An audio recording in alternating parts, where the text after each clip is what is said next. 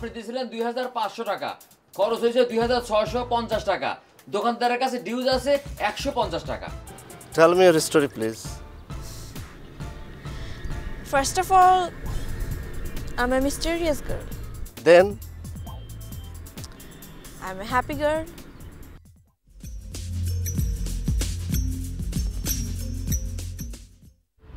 So we're equal. You can think me as your friend. sure? Sure. Thank you. Welcome.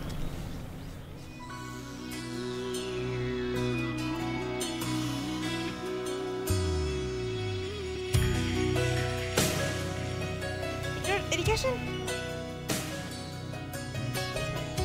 Smile.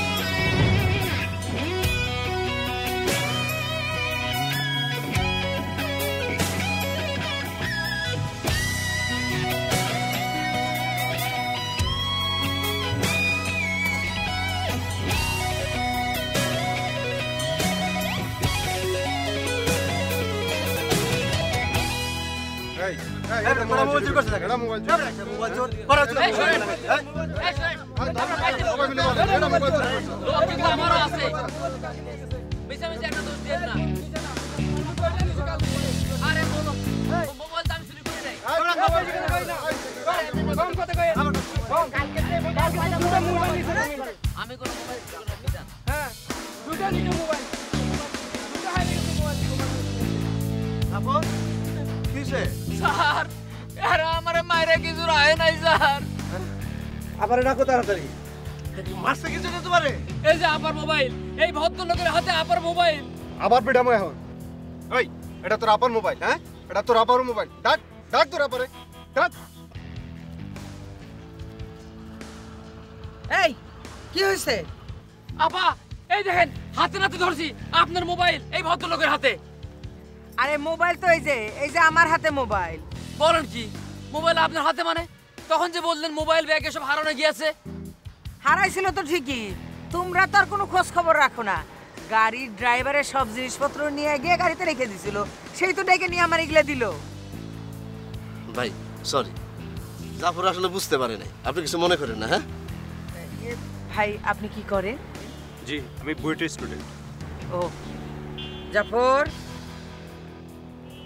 ওনারে চরি বলো। বুঝতে পারে নাই, misguided হয়েছিলাম। আসলে ভ্রমণে আসার সিদ্ধান্তটাই ভুল হয়েছে। ভ্রমণে যেতে হয় সঙ্গ বুঝে। কিছু মনে করেন না, ভুল হয়ে গেছে, ভুল তো মানুষেরই হয়, তাই না? কিছু মনে করেন না ভাই, চল।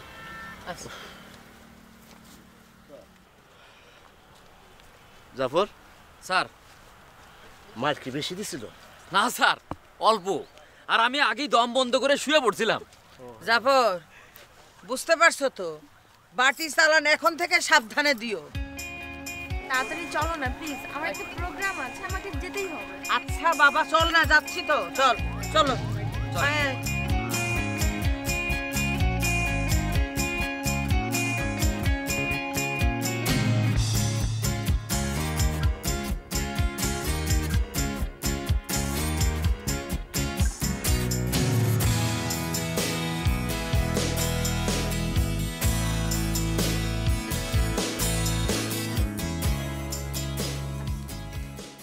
এখন তো আসার সময় হলো, সেই কখন থেকে তোর জন্য বসে আছি।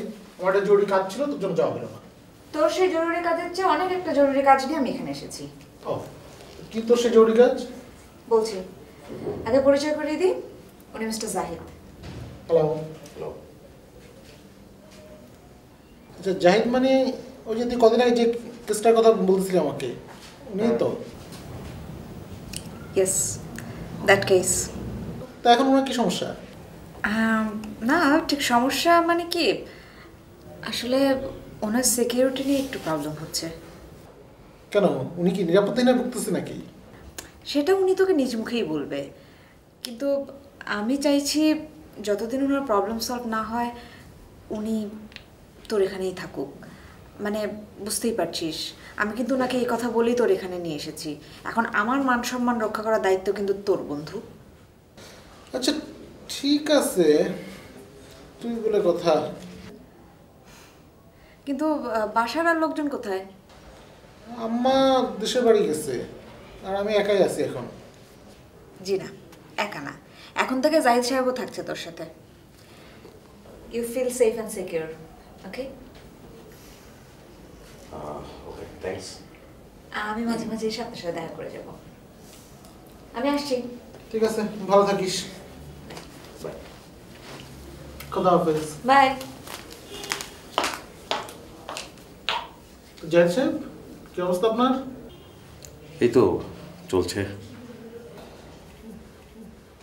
আপনি কি রাতে খেয়ে এসেছেন নাকি খাবেন? মানে আমি একা তো, তার জন্য প্রশ্ন করতেছি আপনাকে। না না, অসুবিধা নাই, আমার অভ্যাস আছে। কি অভ্যাস আছে আপনার?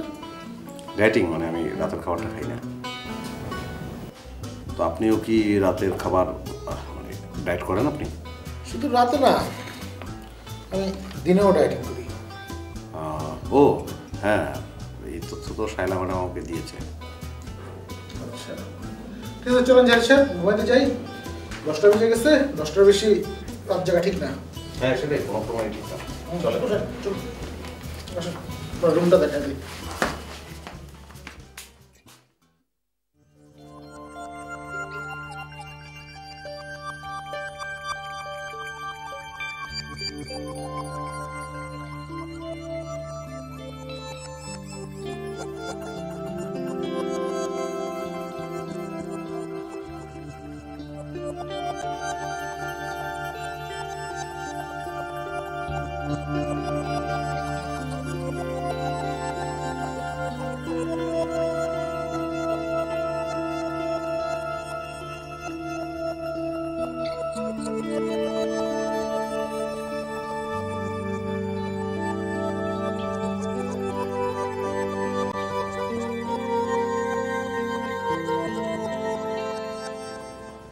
শোনো, তুমি এরকম ফকিরের স্টাইলে আর কয়দিন চলবে?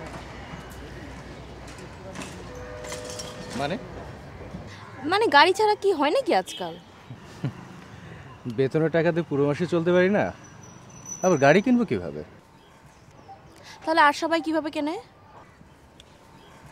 কথাটা শুনতে খারাপ লাগে, তারপর বলি, সবাই অন্যের টাকায় গাড়ি কেনে, নিজের টাকায় না। কি সব আজে বাজে কথা বলছো? যা সত্য তাই বললাম। অসম্ভব, এতগুলো লোক একসাথে খারাপ হয় নাকি? এটা মোটেও অসম্ভব নয়, এটা তো রেগুলার ব্যাপার হয়ে গেছে, কোনো বিষয় না। তুমি আপাতত আমাকে এক কাপ চা খাওয়াও। সেটা পারবে তো নাকি? তাও পারবে না। অবস্থা এতটা খারাপ হয়, আর সমস্যা কি, বড়লোক শাশুড়িতে আছে, খুব একটা সমস্যা হয় সরাসরি আমেরিকা চলে যায়। হয়েছে, আর এত ঢং করতে হবে না। চলো যাই।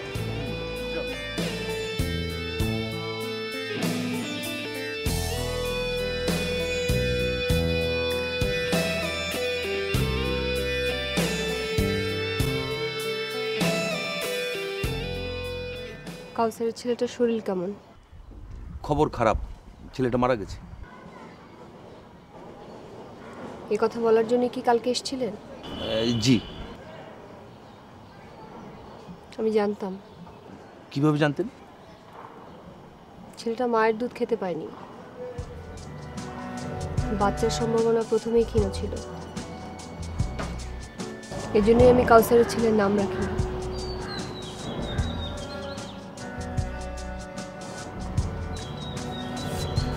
নিন, কাউসারকে দেখতে যান, আর ওকে বলবেন ওর মায়ের সেবা করতে।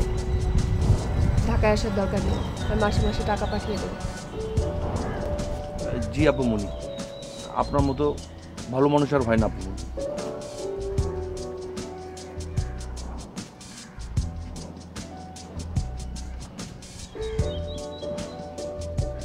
আপনি আমার বাড়ি পর্যন্ত চলে এসেছেন, আপনি আমার মেহমান। বলুন আপনার জন্য আমি কি সেবা করতে পারি? সেবা করতে চান? এই আত্মা থেকে চাই আর কি। আমি আপনার এলাকায় নিশ্চয়ই শুধু শুধু ঘুরতে আসিনি, একটা বিশেষ উদ্দেশ্য নিয়েই এসেছি। কি উদ্দেশ্য বলেন তো? এই যে আপনার বাড়িটা, যেখানে আপনি থাকেন, তার মালিকের কণ্ঠস্বর শোনাটা আমার জন্য ভীষণ জরুরি হয়ে পড়েছে। আপনাকে সবাই বড় ভাই হিসেবে চেনে। আপনার আসল নামটা কি বলুন তো? যদুও হতে পারে, মধুও হতে পারে। নাম দিয়ে কি হবে? এই বাড়ির মালিক হচ্ছে আমি। জানেন, আমি মাঝে মাঝে মৃত মানুষকে দেখতে পাই। কেন যে পাই জানি না। শোনা কথা বেশিরভাগ সময় কিন্তু মেলে না। আপনার বেলা তো মিলল। আসলে আপনি কি গান গাচ্ছেন আমি ঠিক বুঝতে পারছি না। তালবিহীন গান আমার ভালো লাগে না মা। আপনি কি সব মেয়েকেই মা ডাকেন? লোকটির নাম কি? ঠিক আছে, আপনি আসুন। আমার বাড়িতে মেহমান আছে, গান বাজনা হবে। ইচ্ছে করলে আপনিও থাকতে পারেন, আর যদি না চান তো যেতে পারেন। ঠিক আছে, আমি পরেই আসবো। আপনি বরং গান বাজনা উপভোগ করুন। আফটার অল, গান তো মনের খোরাক।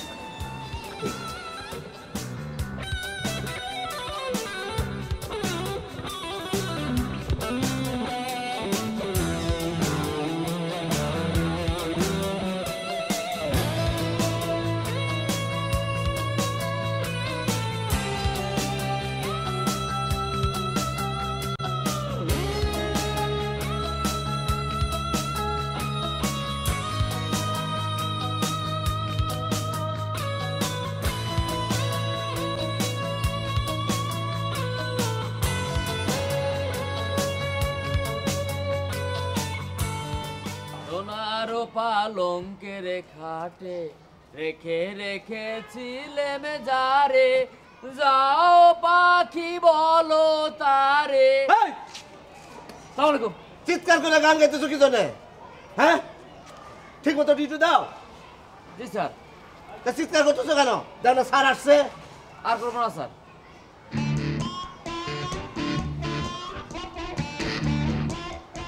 মেজাজটাই খারাপ করে দিল। ভাবতেছি আর রিক্সায় চলাচল করবো না, গাড়ি ব্যবহার করবো। কিন্তু ভাইজানদের অনুমতি ছাড়া কিভাবে গাড়ি ব্যবহার করি? আপনি প্রতিদিন এই রাস্তা দিয়ে রিক্সায় চলাচল করেন? আপাতত, কিন্তু আর বেশি দিন করবো না, গাড়ি ব্যবহার করবো। ভালো।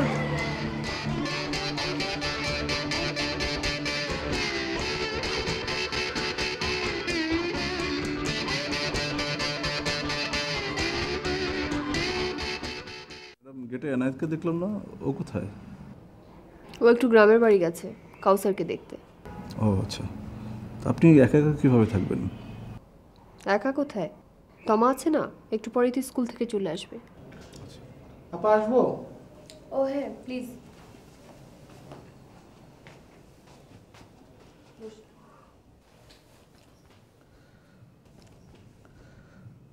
আপা, ওই লোকের ঘটনাটা একটু ভালোভাবে শুনেন।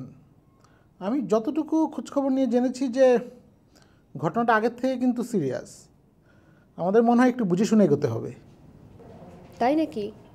ম্যাডাম, আপনি কোনো টেনশন করবেন না, ওই ব্যাটা ধান্দা করার জন্য এখানে এসছে। আপনার এরকম মনে হওয়ার কারণ? ম্যাডাম, একটি কারণের কথা আমি বলি, সেটা হলো যে স্যার এখন দেশে নেই। সে ব্যাটা চিন্তা করছে যে হুমকি ধামকি দিয়ে যদি কিছু একটা করতে পারে সে। লোকটা কোথায়? ওনাকে আমার কাছে আসতে বলেন। ম্যাডাম, ওনার সঙ্গে কি সরাসরি কথা বলা আপনার ঠিক হবে? এগুলো আপনাদের পুরনো স্টাইল। মানুষ মানুষের সাথে কথা বলবে, শ্রেণীবিন্যাস করলে কি হয় নাকি এত? এক্স্যাক্টলি আপা, এই ধরনের হিপোক্রেসির জন্য আজকে আমাদের দেশটার এই অবস্থা। ঠিক আছে ম্যাডাম, আমি লোকটিকে আপনার কাছে নিয়ে আসবো। ধন্যবাদ। জি ম্যাডাম। আচ্ছা ধ্রুব, ওইদিকে ঘটনার কি অবস্থা? আবার ঘটনার অবস্থা তো খুব একটা সুবিধার না, কারণ পুরো কাহিনীটাই তো প্যাচ খেয়ে আছে।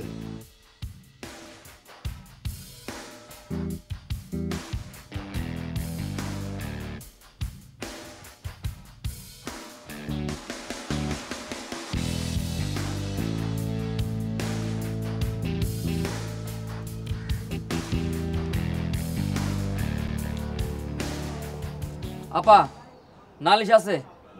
কি নালিশ? তোমার তো খালি নালিশ, নালিশ ছাড়া আর কোনো কাজ নাই। খালি নালিশ না, সতর্ক বার্তা। কিসের সতর্কবার্তা? আমাদের ম্যানেজার সাহেব শুধু অফিসে না, আপারে নিয়ে বাইরেও রিক্সায় ঘুরে বেড়ায়। কি বলছো তুমি? তুমি নিজের চোখে দেখেছো? আপা, চোখ দুটো অন্ধ হয়ে যাবো যদি মিছা কথা কয়ে থাকি।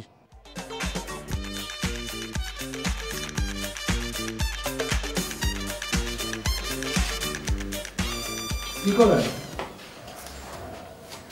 কিছুই না, জেগে বসে আছি। নিশিরাতে দুই ধরনের লোক জেগে বসে থাকে, এক হচ্ছে সাধু সন্ন্যাসী আর এক হচ্ছে শয়তান। আপনি কোন কিসিমের? কবিতা পড়ছিলাম। অন্ধকারে? হ্যাঁ, বইয়ের কবিতা না, মনের কবিতা। আপনি যদি রাগ না করেন তাহলে আমি একটা কথা বলতে পারি, মানে একটা উপদেশ আর কি। উপদেশ নিতে আমি যদিও পছন্দ করি না, আপনি বলেন, আমি রাগ করব না। না, আপনাকে উপদেশ দিব না। আপনি আমার বাসায় মেহমান, আপনার যেটা পছন্দ না সেটা আমি করব না। আপনাকে দেখে কিন্তু আমার মনে হচ্ছে আপনার মন খুবই খারাপ। আমার মনে হয় না আমি রং। আচ্ছা, আপনার শরীর ঠিক আছে তো? কবিতা শুনবেন? না, কবিতা শুনবো না। শুনেছি আপনি নাকি ভালো গান বাজনা করেন, একটা গান শোনান। আমি গান খুব জঘন্য গাই, কিন্তু আমি শোনাবো আপনাকে, শোনাচ্ছি। এখানে ধোঁয়ার রাজ্যে চোখে শুধু জল এসে যায়, চোখের জলের কোনো অর্থ দাঁড়ায়। এটা কি গান? হ্যাঁ, এটাও গান, সুর ছাড়া গান। বেশি জোস। আপনি কিন্তু খুবই একটা পাগলা মানুষ, আর আপনার মতো পাগলা মানুষ কিন্তু আমার খুব পছন্দ। চলেন ঘুমাতে যাই। কি যে বলেন, আমার তো মাত্র ঘুম ভাঙলো। আমার মামলাটার বিষয় কি আপনি কিছু জানেন? কিছুটা জানি, কিন্তু ডিটেলস নিয়ে আমরা কালকে বসবো। আর আপনি কি এটার জন্য সারাক্ষণ মন খারাপ করে থাকেন নাকি? না, আফসোস, সবসময় আমি একটা আফসোস করি। কিসের জন্য আফসোস করেন বলেন তো? বলবো, আরেকদিন বলবো।